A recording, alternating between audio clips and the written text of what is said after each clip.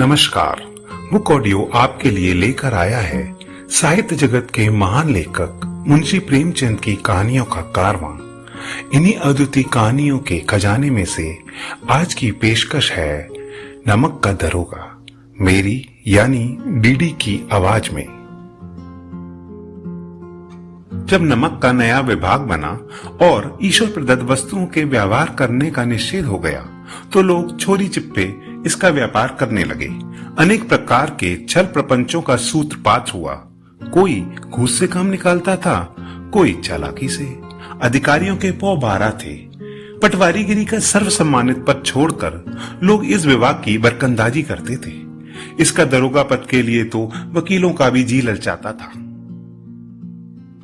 यह वह समय था जब अंग्रेजी शिक्षा और ईसाई मत को लोग एक ही वस्तु समझते थे। फारसी का प्राबल्य था।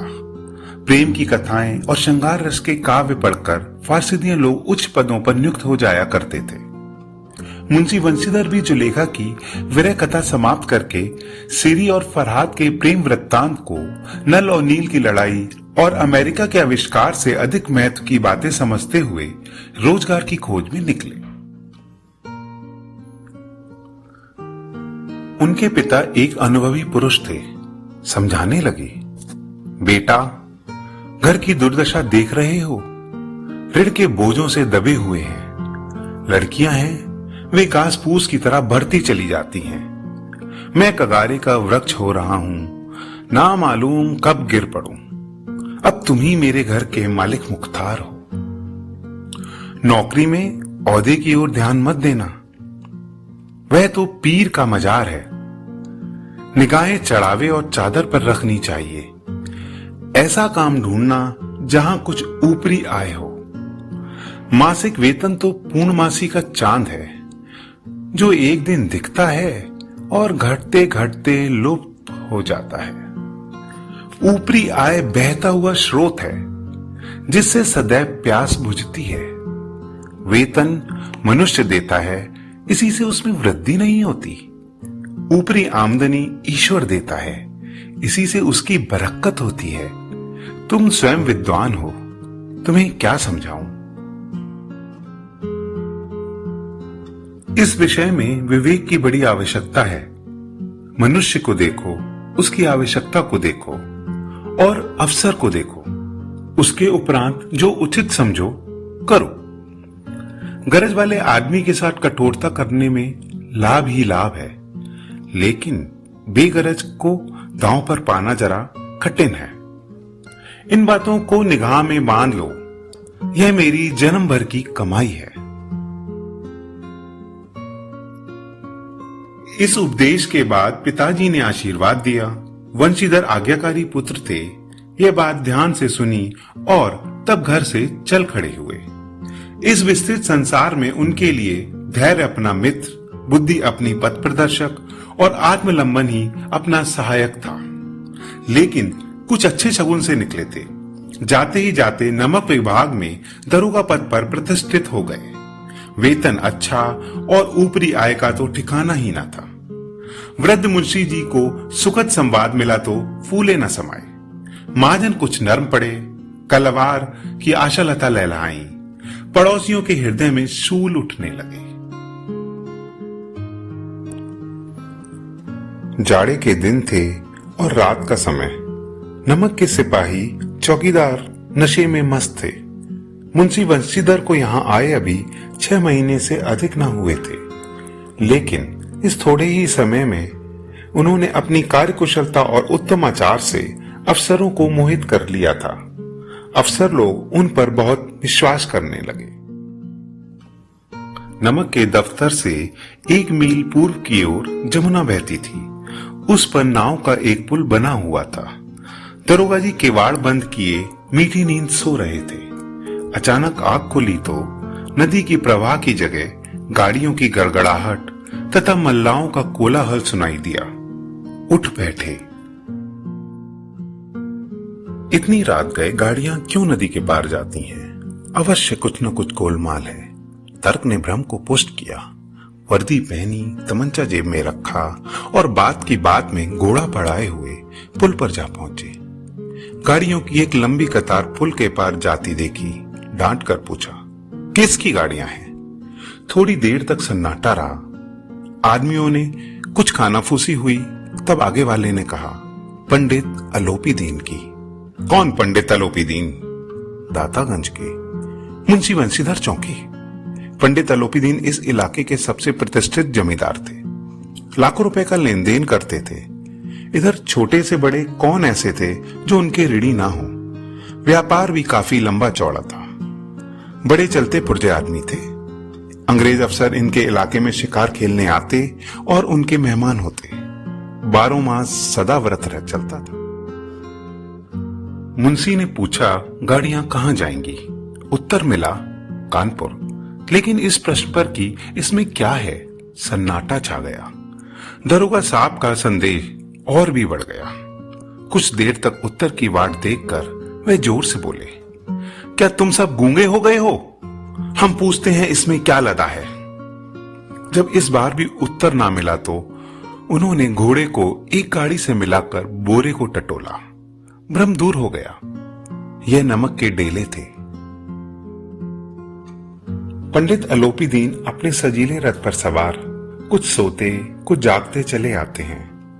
अचानक कई गाड़ीवानों ने घबराए हुए आकर जगाया और बोले, महाराज, दरोगा ने गाड़ियां रोक दी हैं और घाट पर खड़े आपको बुलाते हैं। पंडित अलोपी दीन का लक्ष्मी पर अखंड विश्वास था।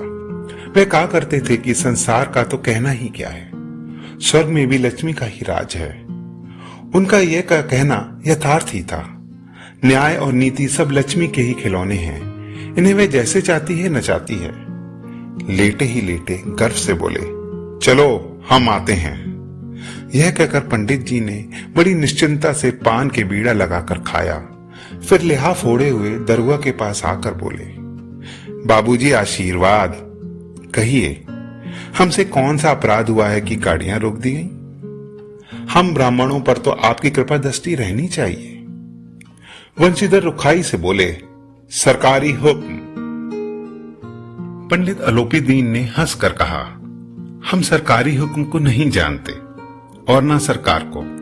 हमारी सरकार तो आप ही हैं। हमारा और आपका तो घर का मामला है। हम कभी आपसे बाहर हो सकते हैं? आपने व्यर्थ का कष्ट उठाया। यह तो हो नहीं सकता कि इधर से जाएं और इस घाट के देवता को भेंट न चढ़ाएं। मैं तो आपकी सेवा में स्वयं ही आ रहा था। वंशीधर पर ऐश्वर्य की मोहिनी वंशी का कुछ प्रभाव ना पड़ा। ईमानदारी की नई उमंग थी। कड़क होकर बोले, हम उन नमक हरामों में नहीं हैं जो कौड़ियों पर अपना ईमान बेचते फिरते हैं। आप इस समय हिरासत में हैं। आपको कायदे के अनुसार चलना होगा। बस मुझे अधिक बात करने की फुर्सत नहीं है। जमादार बल्लू सिंह, तुम इन्हें हिरासत में ले चलो। मैं हुक्म देता हूं। पंडित अलोपी दीन स्तंभित हो गए। गाड़ीवानों में हलचल मच गई। पंडित जी के जीवन में कदाचित यह पहला ही अवसर था कि पंडित जी को ऐसी कठोर बातें सुननी पड़ी। बल्लू सिंह आगे बढ़ा, किंतु रौब के मारे यह साहस न हुआ कि उनका हाथ पकड़ सके। पंडित जी ने धर्म को धन का ऐसा निरादर करते कभी न देखा था। विचार किया कि यह अभी उद्दंड बालक है, मोह माया के जाल से अभी नहीं पड़ा, अल्लड़ है, झिझकता है।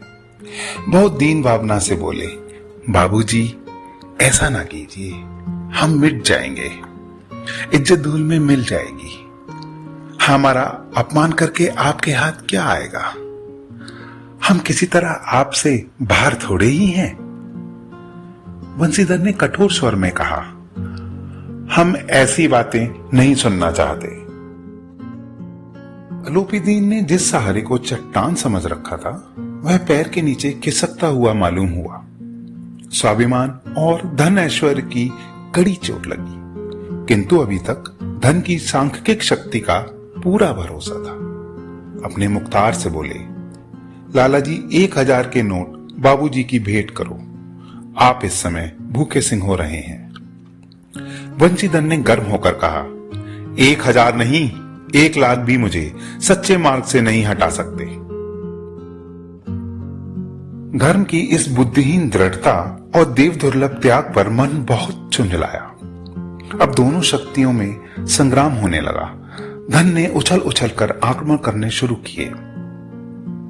1 से 5, 5 से 10, 10 से 15 और 15 से 20 हजार तक नौबत पहुंची। किंतु धर्म अलौकिक वीरता के साथ बहुसंख्यक सेना के सम्मुख अकेला पर्वत की भांति अटल अविचलित खड़ा था। अलोपीदीन निराश होकर बोले, अब इससे अधिक मेरा साहस नहीं, आगे आपको अधिकार है। वंशीधर ने अपने जमादार को ललकारा। बदलू सिंह ने मन में दरोगा को गालियां देता हुआ पंडित अलोपीदीन की ओर बढ़ा। पंडित जी ने घबराकर 2-3 कदम पीछे हट गए। अंततः दीनता से बोले, बाबू साहब, ईश्वर के लिए मुझ पर दया कीजिए। मैं 25,000 पर निपटारा करने को तैयार हूं। असंभव बात है। 30,000 पर? किसी तरह भी संभव नहीं। क्या 40,000 पर भी नहीं? 40,000 नहीं, 40 लाख पर भी असंभव है। बदलू सिंह, इस आदमी को हिरासत में ले लो। अब मैं एक शब्द भी नहीं सुनना चाहता। धर्म ने धन को पैरों तले कुचल डाला। अलोपीदीन ने एक हष्टपुष्ट मनुष्य को हथकड़ियां लिए हुए अपनी तरफ आते देखा। चारों ओर निराशा और कतार दृष्टि से देखने लगे। इसके बाद मूर्छित होकर गिर पड़े। दुनिया सोती थी, पर दुनिया की जीभ जागती थी। सवेरे देखिए तो बालक वृद्ध सबके मुंह में यही बात सुनाई देती थी। जिसे देखिए वह पंडित जी की इस व्यवहार पर टीका टिप्पणी कर रहा था। निंदा की बौछार हो रही थी, मानो संसार से अब पापी का पाप कट गया। पानी को दूध के नाम पर बेचने वाला ग्वाला, कल्पित रोजनामचे भरने वाला अधिकारी वर्ग, रेल में बिना टिकट सफर करने वाले बाबू लोग, जाली दस्तावेज बनाने वाले सेठ और साकार, ये सब के सब देवताओं की बाती गर्दन चला रहे थे। जब दूसरे दिन पंडित आलोपीदीन अभियुक्त होकर कांस्टेबल के साथ हाथों में हथकड़ियां, हृदय में ग्लानि और शोक भरे, लज्जा से गर्दन झुकाए अदालत की तरफ चले तो सारे शहर में हलचल मच गई। मेलों में कदाचित आंखें इतनी व्यग्र न होती होंगी। भीड़ के मारे छत और दीवार में कोई भेद न रहा। अदालत पहुंचने की देर न थी। पंडित आलोपीदीन इस आगत वन के सिंह थे। अधिकारी वर्ग उनके भक्त, अमले उनके सेवक, वकील मुख्तार उनके आज्ञा पालक और अर्दली, चपरासी तथा चौकीदार तो उनके बिना मोल के गुलाम थे। उन्हें देखते ही लोग चारों तरफ से दौड़े। सभी लोग विस्मित हो रहे थे।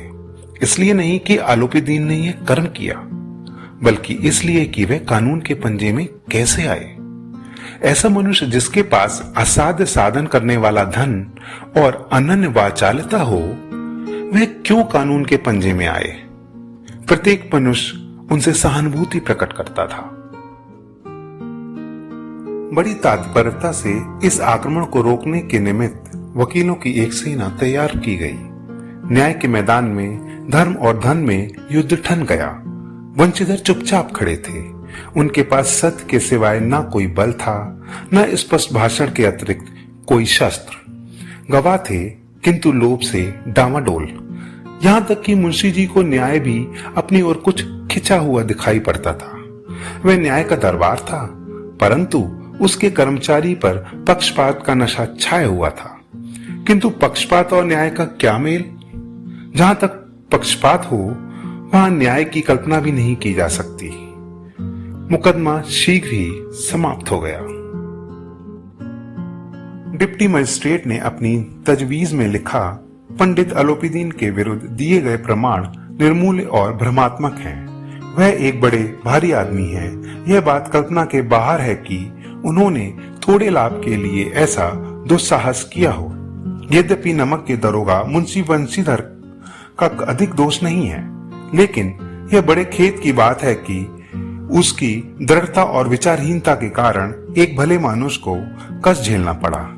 हमें प्रसन्न है कि वह अपने काम में सजग और सचेत रहता है, किंतु नमक के मुकदमे की बढ़ी हुई नमक की हलाली ने उसके विवेक और बुद्धि को भ्रष्ट कर दिया है। भविष्य में उसे होशियार रहना चाहिए। वकीलों ने यह फैसला सुना और उछल पड़े। पंडित अलोपीदीन मुस्कुराते हुए बाहर निकले। स्वजन बांधवों ने रुपए की लूट की। उदारता का सागर उमड़ पड़ा। उनकी लहरों में अदालत की नींव तक हिला डाली। जब वंशीधर बाहर निकले तो चारों ओर उनके ऊपर व्यंग्यवाणों की वर्षा होने लगी। चपरासियों ने झुक झुक कर सलाम किया, किंतु इस समय एक कटु वाक्य, एक एक संकेत उनकी गर्वान्वी को प्रज्वलित कर रहा था। कदाचित इस मुकदमे में सफल होकर वह इस तरह अकड़े हुए ना चलते।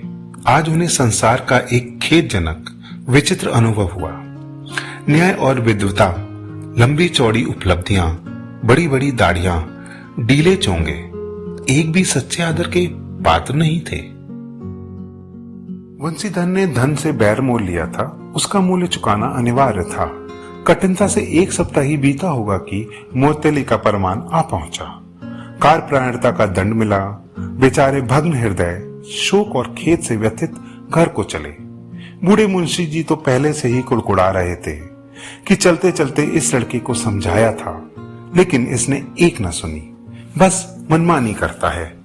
हम तो कलवार और कसाई के तगादे सहे, बुढ़ापे में भगत बनकर बैठे और वहां बस वही सूखी तनख्वाह। हमने भी तो नौकरी की है और कोई औहदा नहीं था, लेकिन काम किया, दिल खोल कर किया। आप ईमानदार बनने चले हैं। घर में चाहे अंधेरा हो, मस्जिद में अवश्य दिया जलाएंगे। खेद ऐसी सोच पर पढ़ाना लिखाना सब अकारत गया।